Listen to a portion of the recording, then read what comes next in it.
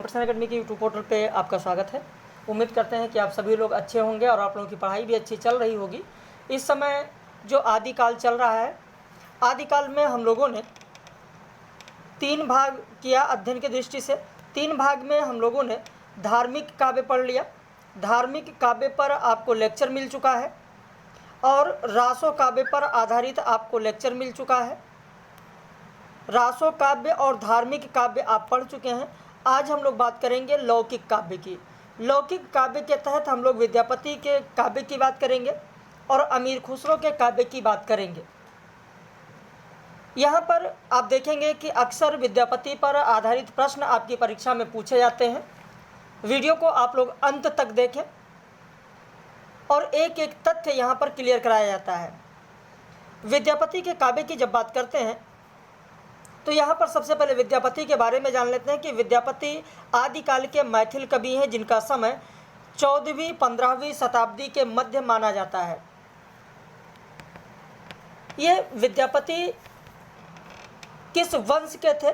By the way, अगर कभी परीक्षा में पूछा जाए तो आप लिख लें कि विद्यापति विषयवार वंश के थे। विषयवार वंश,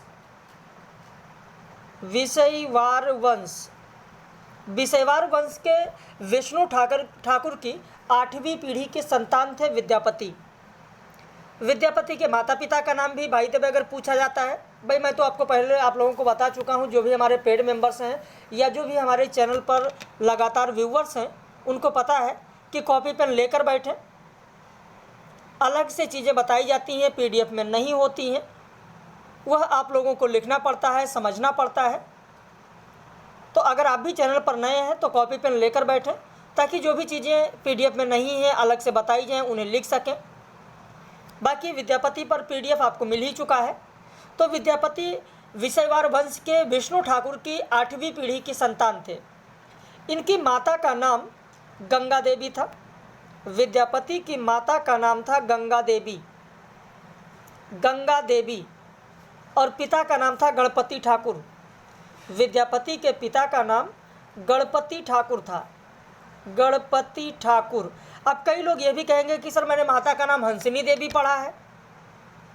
बिल्कुल, अगर आपने हंसिनी देवी पढ़ा है तो राम वृक्ष वेणीपुरी ने कहा है, हंसिनी देवी बताया है। विद्यापति की माता का नाम हंसिनी देवी बताया गया है। किसके द्वारा? तो राम वृक्ष वेणीपुरी के द्वारा बताया गया है। ध्यान रखिएगा, राम वृक्ष वेणीपुरी के द्वारा, राम वृक्ष वेणीपुरी के द्वारा बताया गया है।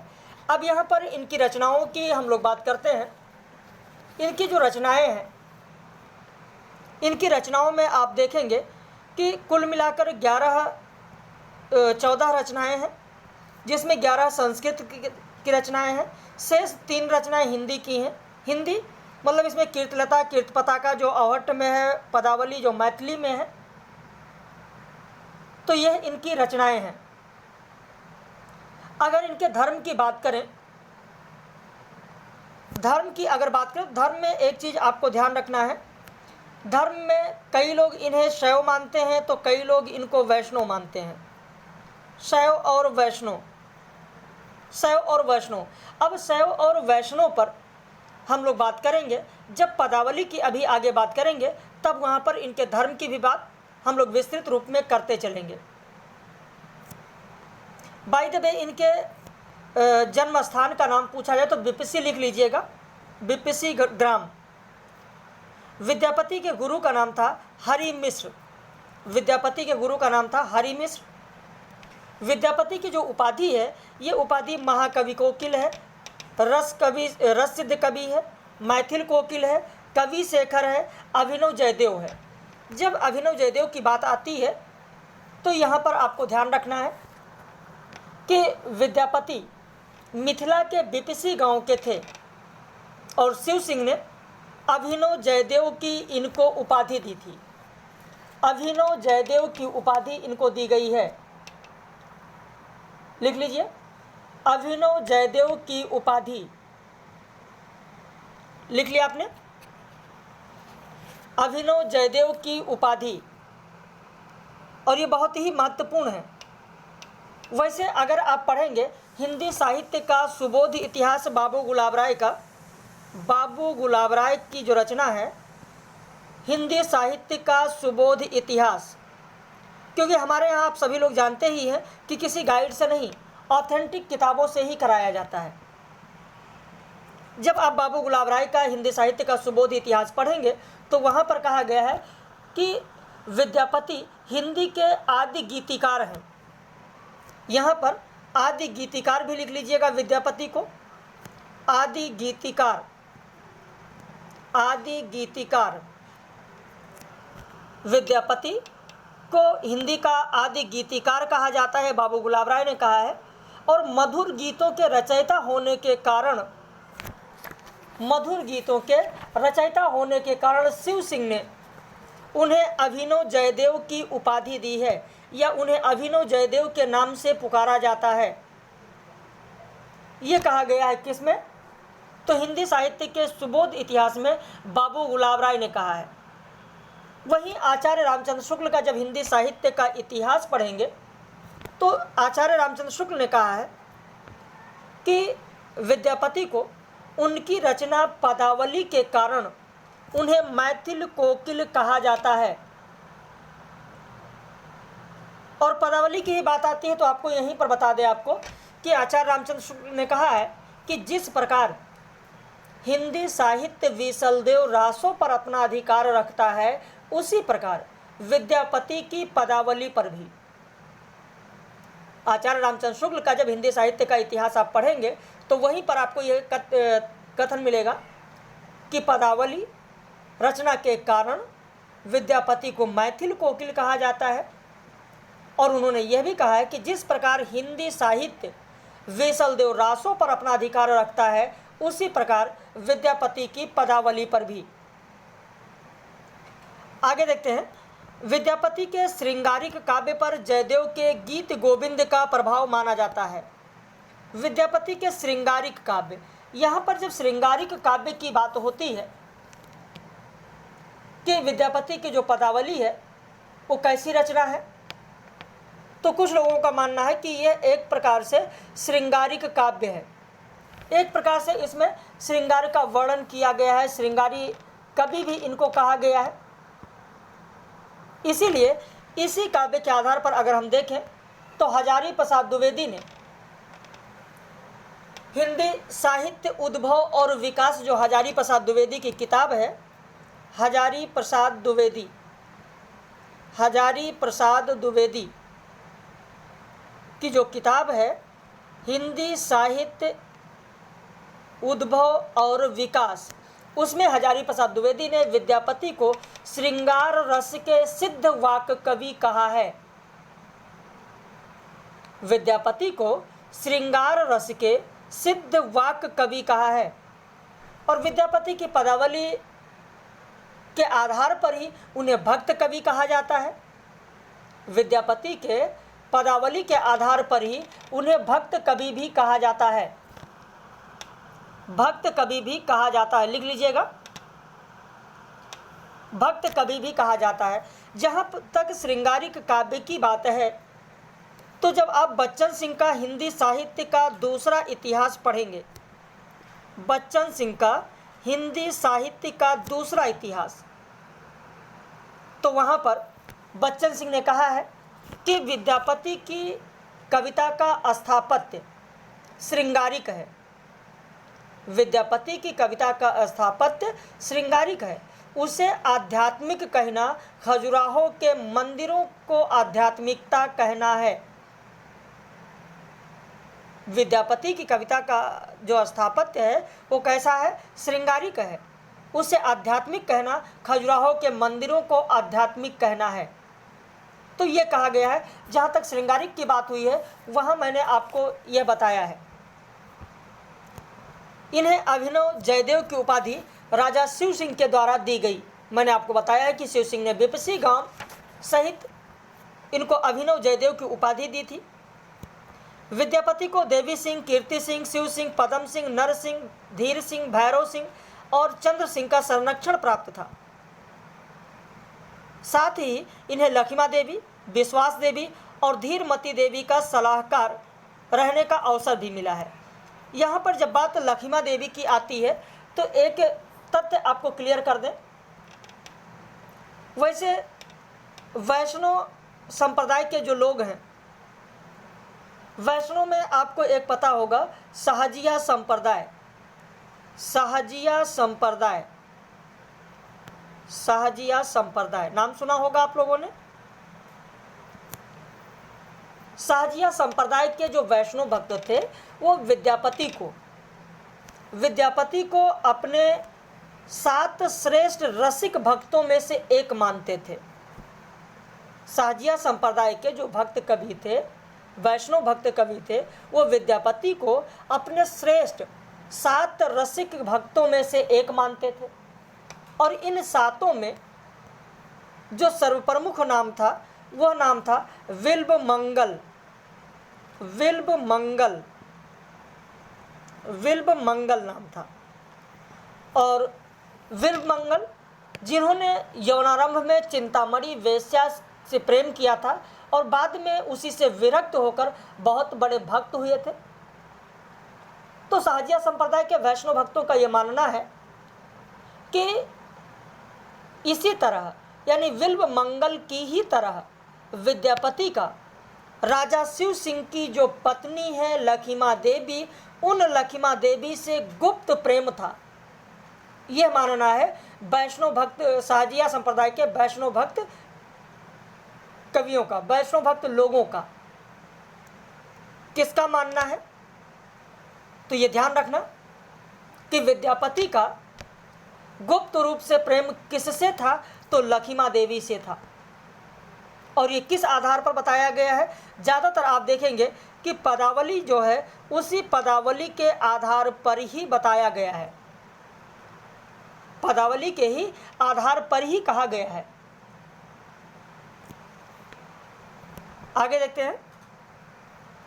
इनकी जो रचना है भू परिक्रमा राजा जयदेव की आज्ञा से लिखा गया, जिसमें मथुरा के प्रसिद्ध तीर्थ स्थलों का वर्णन है।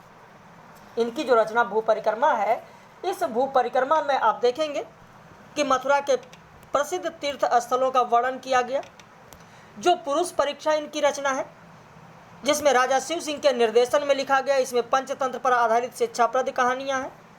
इसी की भूमिका में लिखा गया है कि चंद्रतपा नाम के नगर की एक सुंदर कन्या का नाम पद्मावती था।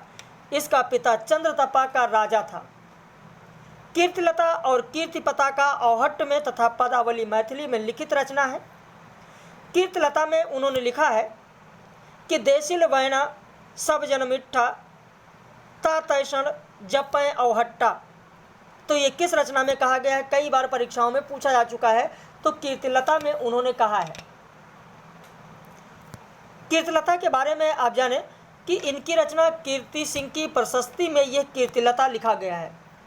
जो कीर्तिलता इनकी रचना है, यह कीर्तिलता कीर्ति सिंह की प्रशस्ति में लिखा गया है। यह कीर्ति सिंह की प्रशस्ति में लिखी गई यह रचना कीर्तिलता कवि जनोचित संस्कृत भाषा में रची गई है। किसमें रची गई है? कवि जनोचित अलंकृत भाषा में। अब अगर परीक्षा में आपसे पूछ लिया जाए कि कीर्तिलता की भाषा को किसने कवि जनोचित अलंकृत भाषा कहा है? बताइए कितने लोगों को पता है? कीर्तिलता की भाषा को किसने कवि जनोचित अलंकृत भाषा कहा है? नहीं पता है? लिख ले, हजारी प्रसाद द्विवेदी। हजारी प्रसाद द्विवेदी ने कहा है। किस किताब में कहा है? तो हिंदी साहित्य उद्भव और विकास में कहा है। आगे उन्होंने यह भी कहा है, विद्यापति ने अपनी इस कीर्तिलता में कहा है कि यह एक ऐसी कहानी है जिसे सुनने से पुण्य की प्राप्ति होती है और ये 4 पल्लों में विभक्त है। इस रचना में सबसे अधिक जौनपुर नगर का वर्णन है, लेकिन जौनपुर गोमती नदी के किनारे बसा है और उसका वर्णन नहीं किया गया है। वैसे अगर आप हजारी प्रसाद द्विवेदी की रचना पढ़ेंगे तो कहा गया है कि कीर्तिलता, ये जो कीर्तिलता रचना है, यह कीर्तिलता बहुत कुछ उसी शैली में लिखी गई है जिसमें चंद्रवरदाई ने पृथ्वीराज रासो लिखा था। यह भृंग और भृंगी संवाद रूप में है। जो कीर्तिलता है वो किस रूप में है? तो भृंग भृंगी संवाद के रूप में। भृंग भृंगी संवाद के रूप में किसने कहा है? हजारी प्रसाद द्विवेदी ने कहा है। उन्होंने यह भी कहा है कि कीर्तिलता बहुत कुछ उसी शैली में लिखी गई है जिसमें चंद्रवरदाई ने पृथ्वीराज रासो लिखा था। तो प्रश्न इस तरीके से भी घुमाकर पूछा जा सकता है कि कीर्तिलता को किसने भृंग भृंगी संवाद रूप में लिखा बताया, या कीर्तिलता की शैली को पृथ्वीराज रासो की शैली के समान किसने बताया? तो हजारी प्रसाद द्विवेदी ने। आगे कीर्तिलता के बारे में उन्होंने कहा है हजारी प्रसाद द्विवेदी ने कि कवि की लेखनी चित्रकार की उस तूलिका के समान नहीं है। कवि की लेखनी चित्रकार की उस तूलिका के समान नहीं है जो छाया और आलोक के सामंजस्य से चित्रों को ग्राह्य बनाती है, बल्कि उस शिल्पी की टांकों के समान है जो मूर्तियों को भित्ति गात्र में उभार देता है। हम उत्कीर्ण मूर्ति की ऊंचाई और निचाई का पूरा पूरा अनुभव करते हैं। ये हजारी प्रसाद द्विवेदी ने कहा है कीर्तिलता के बारे में। कीर्तिलता के बारे में हजारी प्रसाद द्विवेदी ने यह भी कहा है कि कीर्तिलता में न तो काव्य के प्रति पक्षपात है, कीर्तिलता में न तो काव्य के प्रति पक्षपात है और न इतिहास की उपेक्षा है, बल्कि उसमें यथास्थान पाठक के चित्त में करुणा, सहानुभूति, हास्य, औत्सुक और उत्कंठा जागृत करने के विचित्र गुण हैं। ये कहा है हजारी प्रसाद द्विवेदी ने कीर्तिलता के बारे में। हजारी प्रसाद द्विवेदी ने कीर्तिलता के बारे में कहा है। इसके बाद आगे देखते हैं कीर्ति पताका। इसमें राजा शिव सिंह का यशो वर्णन है। कीर्ति पताका में किसका वर्णन है? तो राजा शिव सिंह का यशो वर्णन है। और ये वही रचना है जिसमें आप देखेंगे, जिसके तहत आपको ज्ञात होता है कि जो शिव सिंह है, शिव सिंह की पत्नी का क्या नाम है, इसी रचना से पता चलता है कि उनकी पत्नी का नाम मंदाकिनी भी था। उनकी पत्नी का नाम मंदाकिनी भी था। इनकी पुत्री जो थी, शिव सिंह की पुत्री, जिसका नाम था दुल्लही, इनकी पुत्री का नाम दुल्लही था। इनका पुत्र था जिसका नाम था हरपति। हरपति नाम था शिव सिंह के पुत्र का। और शिव सिंह की पुत्रवधू का नाम था चंद्रकला।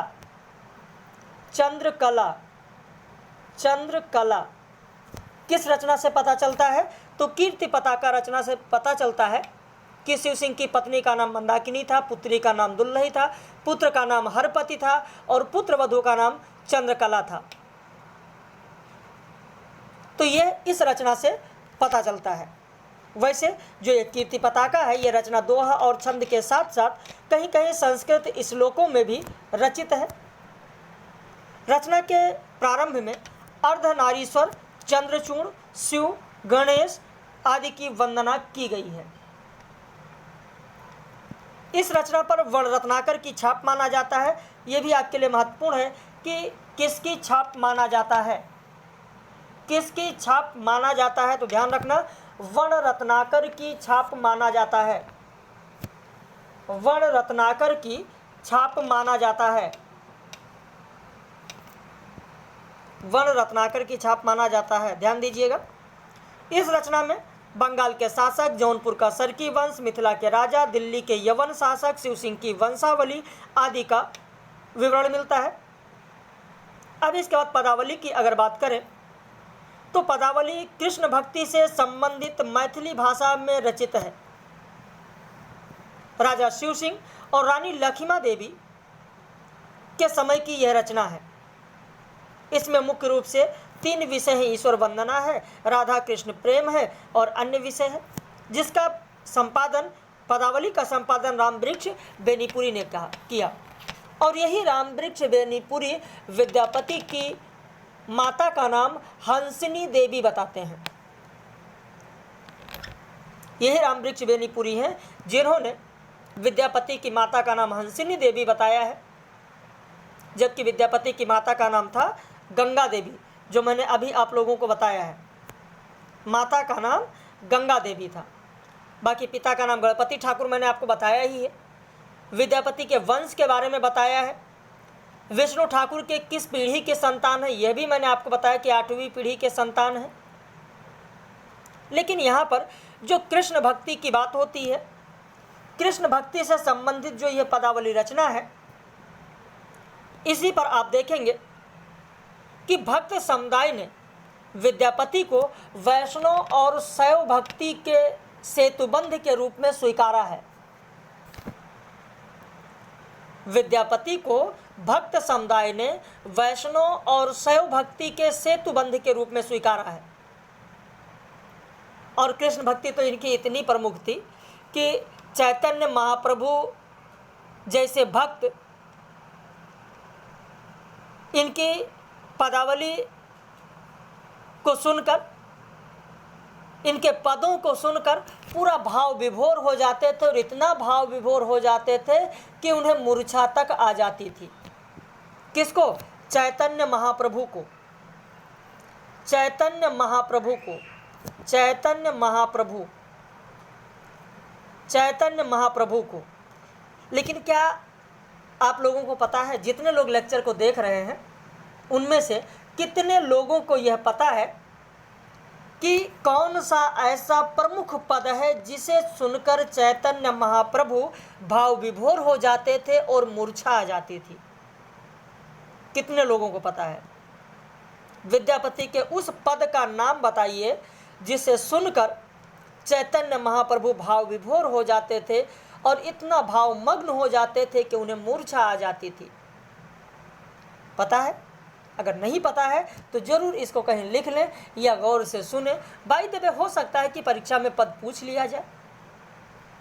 पद यह है कि कहब है सखी आनंद और, की कहब, गौर से सुनिएगा, की कहब है सखी आनंद और, चिर दिने माधो मंदिर मोर। लिखना चाहें लिख लें, कि कहब है सखी आनंद और, कि कहब है सखी आनंद और, चिर दिने माधो मंदिर मोर, चिर दिने माधो मंदिर मोर। लिख लीजिए। और यही वो पद है जिसे सुनकर चैतन्य महाप्रभु भाव विभोर हो जाते थे और उन्हें मूर्छा आ जाती थी। जहाँ तक इनके कृष्ण भक्त पद की बात है, वैष्णव की बात है, शैव की बात है, राधा कृष्ण प्रेम की बात है, तो जब हिंदी साहित्य का सुबोध इतिहास आप पढ़ेंगे बाबू गुलाब राय का, तो जहाँ तक कृष्ण की बात है तो हिंदी साहित्य का सुबोध इतिहास में बाबू गुलाब राय ने कहा है कि विद्यापति ने कृष्ण को माधव कहा है, कृष्ण को माधव कहा है, कृष्ण को हरि कहा है, हरि कहा है। इसलिए ये श्रृंगारिक होते हुए भी भारतीय परंपरा में कृष्ण की ईश्वरीय भावना से बंधे हुए थे, किंतु हृदय की भावना ने उनको दबा लिया है। ये बाबू गुलाब राय ने कहा हिंदी साहित्य का सुबोध इतिहास में कि इन्होंने यानी विद्यापति ने कृष्ण को माधव और हरि कहा है। इसीलिए ये श्रृंगारिक होते हुए भी भारतीय परंपरा में कृष्ण की ईश्वरीय भावना से बंधे हुए थे, किंतु हृदय के श्रृंगार भावना ने उसको दबा लिया है। वैसे इनको वैष्णव और शैव होने पर मैं आपको बता दूं वैष्णव और शैव होने पर जो कथन कहा गया है, हिंदी साहित्य और संवेदना का विकास में रामस्वरूप चतुर्वेदी के द्वारा, रामस्वरूप चतुर्वेदी की एक किताब है जिसका नाम आप सभी लोग जानते होंगे, हिंदी साहित्य और संवेदना का विकास, जिसमें इनके वैष्णव और शैव को लेकर कहा गया कि विद्यापति में वैष्णव की मर्यादा और शैव का तादात्म्य, रामस्वरूप चतुर्वेदी ने कहा हिंदी साहित्य और संवेदना के विकास में कि विद्यापति में वैष्णव की मर्यादा और शैव का तादात्म्य भाव दोनों एक साथ मिलते हैं, दोनों एक साथ मिलते हैं। भाई तभी तो भक्त समुदाय ने विद्यापति को वैष्णव और शैव भक्ति के सेतुबंध के रूप में माना है। और उसी आधार पर आप देखेंगे कि रामस्वरूप चतुर्वेदी ने कहा कि विद्यापति में वैष्णव की मर्यादा और शैव का तादात्म्य भाव दोनों एक साथ मिलते हैं। काम भाव और शरीर का सौंदर्य उनके यहाँ उत्सव रूप में है। ये कथन ध्यान रखना कि काम भाव और शरीर का सौंदर्य उनके यहाँ उत्सव रूप में है, इसीलिए चिर परिचित होते हुए भी वह चिर नवीन है। ये किसने कहा है? रामस्वरूप चतुर्वेदी ने कहा है। हिंदी साहित्य और संवेदना के विकास में, रात में लाइव कक्षा में पूछा जाए तो ये मत कहिएगा कि सर मैंने लेक्चर नहीं देखा, मैंने पढ़ा नहीं। ठीक है, तो इस चीज़ को आप लोग ध्यान रखिए, इसीलिए आप लोगों को बताया जाता है कि इस पर गौर करें। पदावली का संपादन रामवृक्ष वेनीपुरी ने किया। रामकुमार वर्मा ने कहा है कि कृष्ण व राधा संबंधी जो पद उन्होंने लिखा है उसमें भक्ति न होकर वासना है। ये किसने कहा? रामकुमार वर्मा ने कहा। हिंदी साहित्य का आलोचनात्मक इतिहास आपने पढ़ा होगा, वहीं पर कहा गया कि कृष्ण व राधा संबंधी जो पद उन्होंने लिखा है उसमें भक्ति न होकर वासना है। भाई भक्ति न होकर वासना है, वासना कहाँ से हो सकता है? इस पर भी बहुत सारे मत हैं। भक्ति न होकर वासना है तो इनको बहुत सारे भक्त कवि मानते हैं, बहुत सारे श्रृंगार कवि मानते हैं। अब भक्त और श्रृंगार कवि पर अगर आप समय दें तो मैं आप लोगों को विस्तृत बता दूं। वैसे इन दोनों पंक्तियों को ध्यान दें, पहले पदों को ध्यान दें कि निम्न में से निराला ने विद्यापति के पदावली को नागिन के लहरों के समान बताया, वहीं बच्चन सिंह ने इसमें निहित आध्यात्मिकता को खजुराहो के मंदिर से आध्यात्मिकता बताया। अब यहाँ पर आप एक चीज़ ध्यान दें, आपको ध्यान यह देना है कि यहाँ पर जो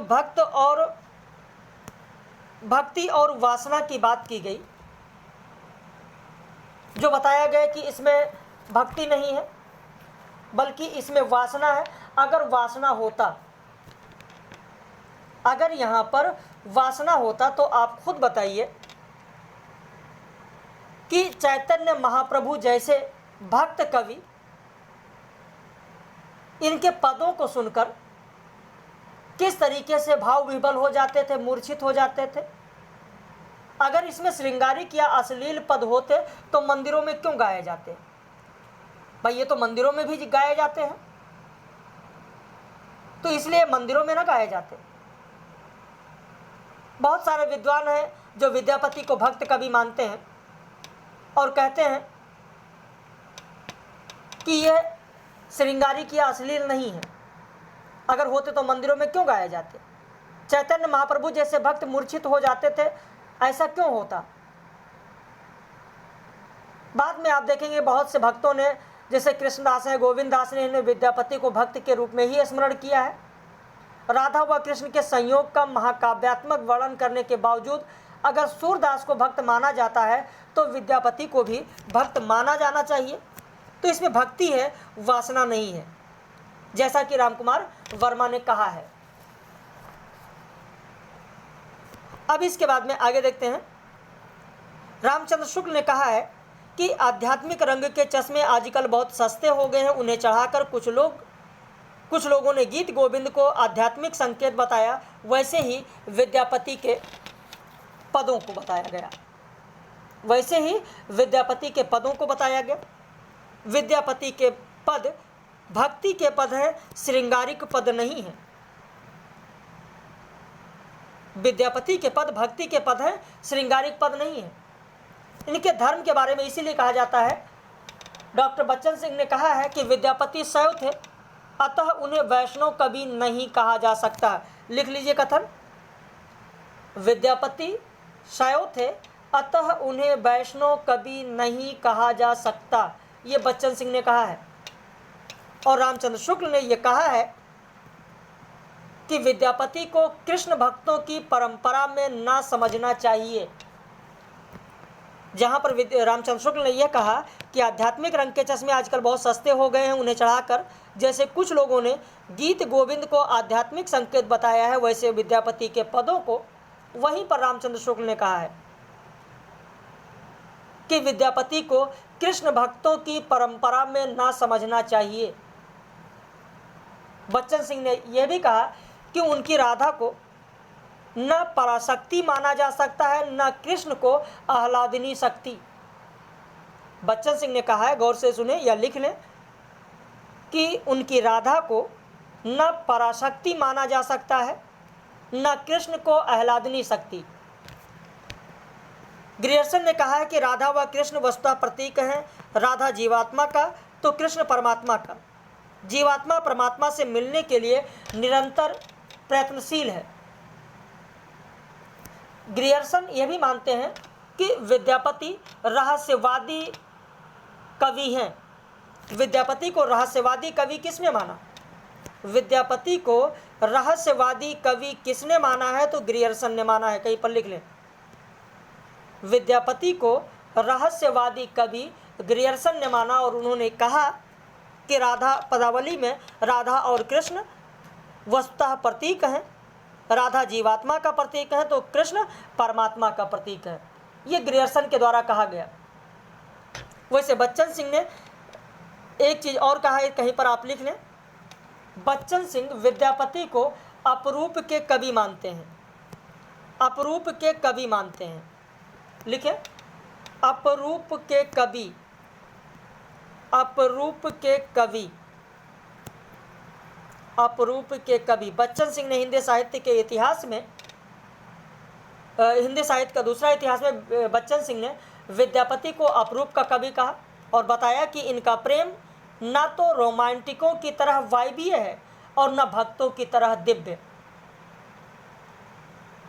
बच्चन सिंह ने विद्यापति के बारे में कहा कि ये अपरूप के कवि हैं, इनका प्रेम न तो रोमांटिकों की तरह वायवीय है और न भक्तों की तरह दिव्य।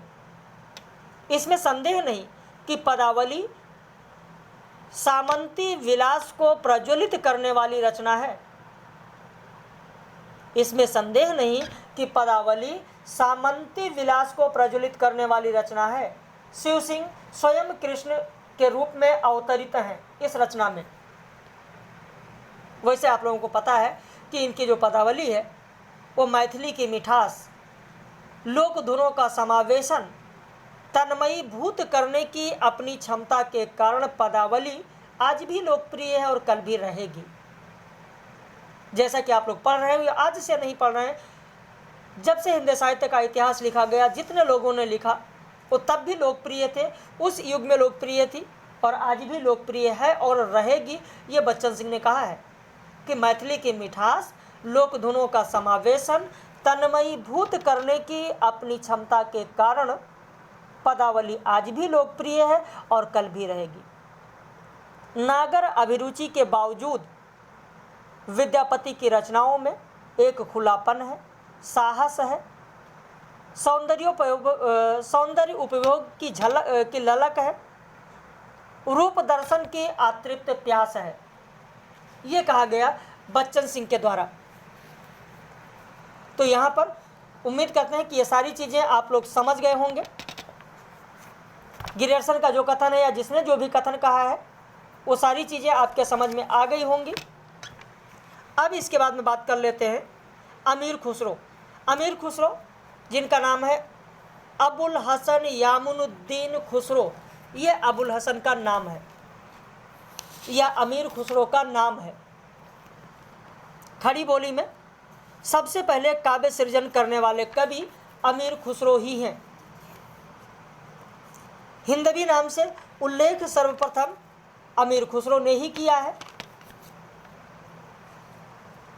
रामकुमार वर्मा ने इन्हें अवधि का प्रथम कवि कहा है। अमीर खुसरो को तोताए हिंद भी कहा जाता है। अमीर खुसरो को तोताए हिंद, कहीं पर लिखना चाहें तो लिख लें, अमीर खुसरो को तोताए हिंद भी कहा जाता है। तोताए हिंद। इनकी रचना है नूह सिपहर, खालिक बारी, पहेलियाँ, मुकरियाँ, दो सुखने, गज़ल, ये सब अमीर खुसरो की रचनाएं हैं। ये अमीर खुसरो की रचनाएं हैं।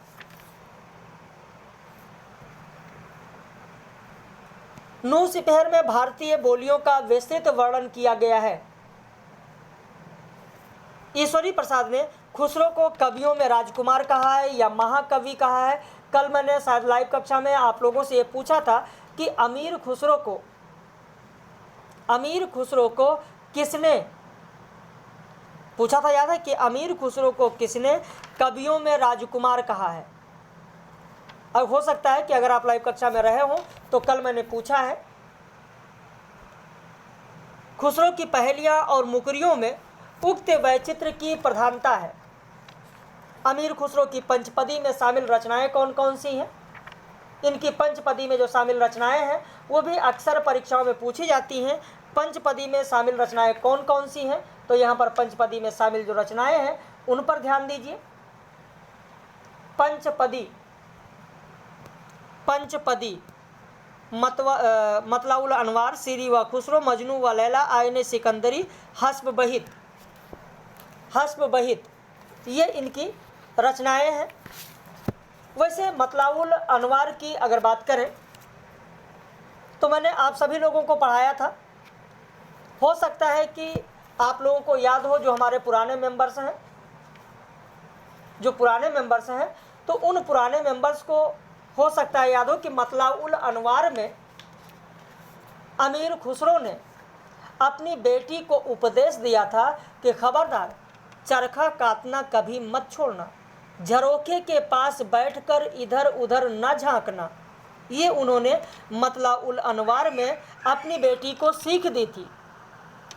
वहीं इनका जो सीरी और खुसरो है, इसमें उन्होंने अपने बड़े बेटे को सीख दी थी। इसमें प्रेम की पीर को तीव्रतर किया गया है, दिखाया गया है सीरी और खुसरो में। वहीं इनकी एक और रचना है सिकंदरनामा, आयने सिकंदरी या सिकंदरनामा, जो इनकी रचना है, इसमें इन्होंने अपने छोटे बेटे को सीख दी है। तो ये सारी चीज़ें मैंने आप लोगों को बताया है।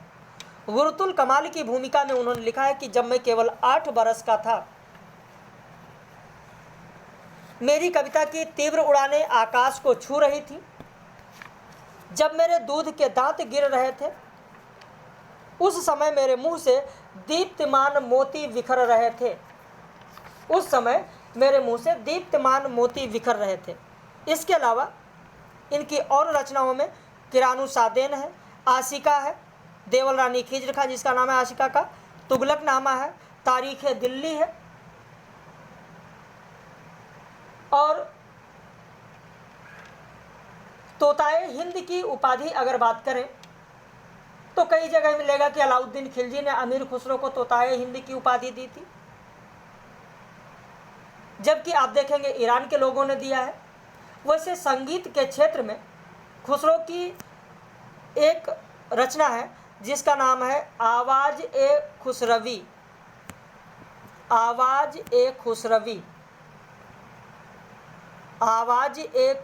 जो अमीर खुसरो की रचना है, यह संगीत के क्षेत्र में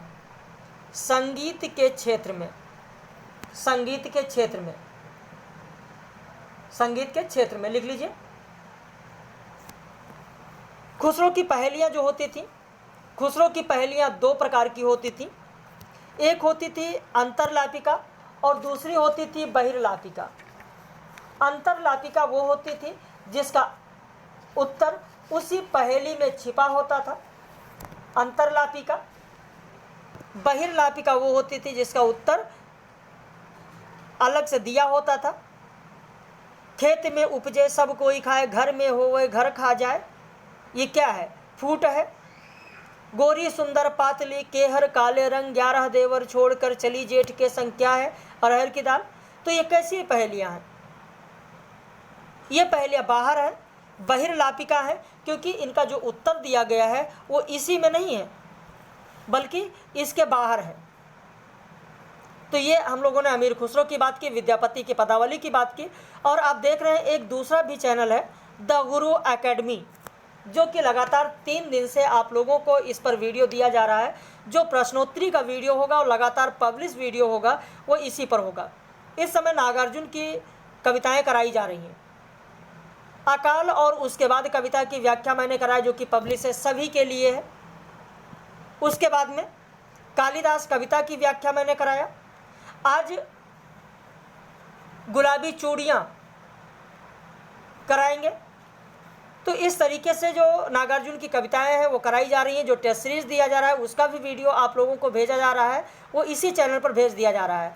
तो जो भी हमारे व्यूवर्स हैं, जितने भी लोग देख रहे हैं इस वीडियो को, वो यूट्यूब पर जाएं। यहाँ आप देख सकते हैं कि द गुरु एकेडमी लिखा हुआ है। इस चैनल को आप लोग जाकर सब्सक्राइब कर लें, ताकि डेली उस पर जो भी चीज़ें पब्लिश की जा रही हैं वो आप लोगों को वहाँ से मिल सकें। और बहुत ही महत्वपूर्ण चीज़ें उस पर दी जा रही हैं। टेस्ट सीरीज पब्लिश किया जा रहा है। नागार्जुन जी की कविताएं हैं, जितनी भी कविताएं हैं वो एक एक करके एक दिन में छोटी छोटी कविताएं जो भी हैं, बड़ी कविताएं तो नहीं होंगी, लेकिन छोटी छोटी जो भी कविताएं हैं या जो भी बीच बीच में महत्वपूर्ण चीज़ें हैं वो आप लोगों को वहाँ पर मिलती रहेंगी। तो उम्मीद करते हैं कि आप लोगों के समझ में आ गया होगा। और यदि आप लोग पेड बैच ज्वाइन करना चाहते हैं कि लगातार आपको PDF मिले, लगातार आपको प्रैक्टिस सेट मिले, लगातार आपको वीडियो लेक्चर मिले, लाइव क्लास मिले, तो आप हमारे इस नंबर पर, वैसे हर जगह आपको यह नंबर दिख जाएगा 80 52 58 4004, इस नंबर पर आप लोग फ़ोन करके या व्हाट्सएप करके फ़ीस और सारी जानकारी ले सकते हैं। अभी इस नए बैच में आदिकाल चल रहा था। आदिकाल आज समाप्त हुआ है, यानी आपको आदिकाल में धार्मिक साहित्य कराया गया, रासो साहित्य कराया गया। आज लौकिक साहित्य के तहत विद्यापति और अमीर खुसरो का साहित्य कराया गया। इसी क्रम में हम लोग आगे बढ़ेंगे। तो आज आपका आदिकाल समाप्त हुआ। हम लोग फिर मिलेंगे कल। अपनी प्रतिक्रिया आप लोग ज़रूर व्यक्त करें कि आपको ये लेक्चर कैसा लगा, इसमें जो तथ्य दिए गए वो आपको कैसे लगे, जो जानकारी दी गई, जो समझाया गया, कॉन्सेप्ट क्लियर हुआ या नहीं, ये सारी चीज़ें आप लोग कमेंट करके ज़रूर बताइएगा। आपके कमेंट का इंतज़ार रहेगा। और इस चैनल को सब्सक्राइब करना बिल्कुल भी ना भूलें, क्योंकि डेली इस पर अब वीडियो आप लोगों को मिलेगा। जो भी पब्लिश होगा वो यहाँ पर आप लोगों को मिलता रहेगा।